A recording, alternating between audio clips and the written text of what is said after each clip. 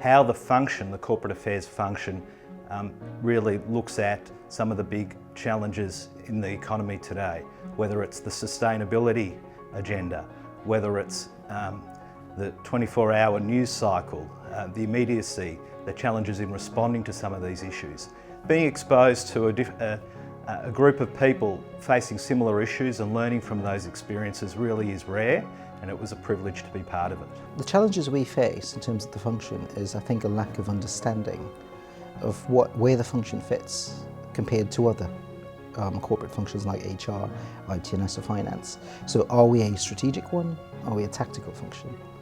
Where do we sit? Do we sit at the ExCo level, or do we report into the ExCo?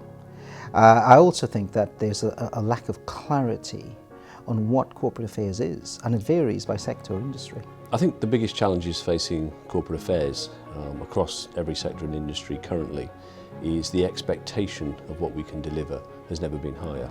I think that comes from the fact that the financial crisis, and to a certain degree the way that corporates are now regarded, means that reputation is now discussed at the highest level of an organisation, at board level, at executive committees, and therefore the expectation upon corporate affairs has never been higher. So over the last 3 to 5 years, and following the financial crisis in particular, the way that corporates are now viewed, particularly by a new generation, is entirely different, and I think that change is going to continue. There is a lack of trust with big companies. There is a lack of a view on their societal benefit, and therefore big corporates today have to offer more. They have to demonstrate their worth.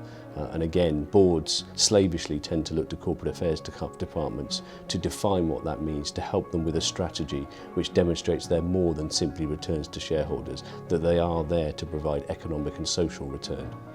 I think the biggest challenge we face is the management of reputation and seeing it as an important strategic asset. Reputation can be built up over years, but in seconds it can dissipate. So managing the reputation, seeing it strategically in every single issue, every single business issue, every single decision at the highest level must be where communication should sit. I think in some sectors and industries they have. So take the energy industry, for example. With increased geopolitical uncertainty, corporate affairs does now play a bigger role in not only protecting our reputation, but in redefining what the company's purpose and direction and where it's going.